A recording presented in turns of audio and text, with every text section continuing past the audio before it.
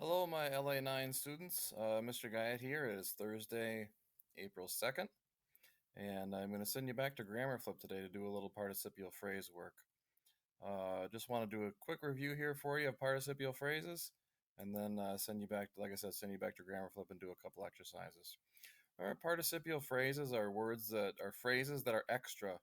Okay, they start phrases that do not have to be in the sentence, and they always are going to describe a noun. Now, 99% of the time, the first word in those participial phrases is either going to be an ed or an ing word. Okay, so I'm going to have you try to identify those phrases and those types of sentences when I send you to Grammar Flip. Remember this. Oftentimes they'll be at the start of the sentence, and that's kind of when it's the easiest. The first example I have here is where it says glazed with chocolate sauce. The donuts lay next to a pile of macaroons. So glazed with chocolate sauce is your participial phrase. It's really nice in the sense that the phrase ends with a comma. And remember then that phrase is always going to describe the subject, which in this case is donuts, and that subject will be the first word after the comma. The second one I have here says missing the target completely. Missing the target completely is your participial phrase. The phrase ends at the comma, and in this case, it describes Jamie, and Jamie is the ends up the subject of the sentence. You'll notice though that when you have these, that these are just extra phrases. They if you took them out of the sentence, it would still have a sentence. Okay, the donuts lay next to a pile of macaroons. That is a sentence. Jamie turned red with embarrassment. That is a sentence. Now they don't always have to be at the start of the sentence. Oftentimes they can be in the middle of a sentence too. So let me move this down a little bit. Okay. Remember again, they can start with either an ed or ing. Oftentimes, if they're in the middle of a sentence, they're going to start with an ing. Hey, let me try to get rid of this. It's kind of distracting up here. Okay, eraser. All right. So the first sentence here says the goats trotting up the fence hoped that they had a treat. Hopefully, you recognize the sense that trotting up to the fence is your participial phrase. It modifies the goats. This is actually the verb in the sentence, hoped. Okay.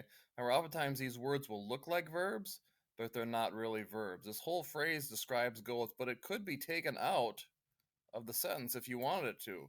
And what you're left with is in the goats hoped they had a treat. Again, those participial phrases are adjective extra phrases that don't have to be in there.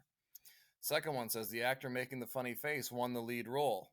Well, here's making the funny face, begins with an ing word, is a participial phrase. These are extra adjectives.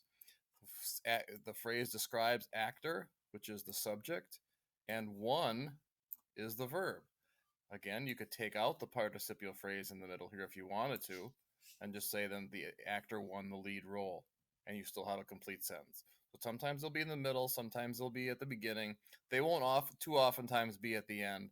At this point, as long as you can recognize them at the beginning or in the middle, you're going to be just fine.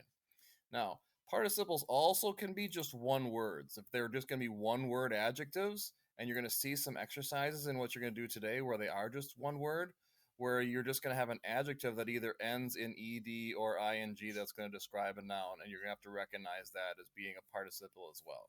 Okay? So let me just bring a couple examples that I took off the site. It says the rising sun appeared on time. In this case, you have the sun being the noun or the subject, you have appeared being the verb, and rising is simply just an adjective that is describing the noun sun. Okay? Could I take the word rising out? Yes, because then I just have the sun appeared on time. So the rising is an adjective, it's an extra word, it's a descriptive word, but it's an adjective that ends in an ing, and so that is considered to be a one-word participle. Now, ed words can be the same thing as long as they're being used as adjectives. In this case, defeated is modifying the noun or the subject employees. And what are the employees doing? The employees protested against their employer. So just you'll notice here though that there's an ed word here and an ed word here.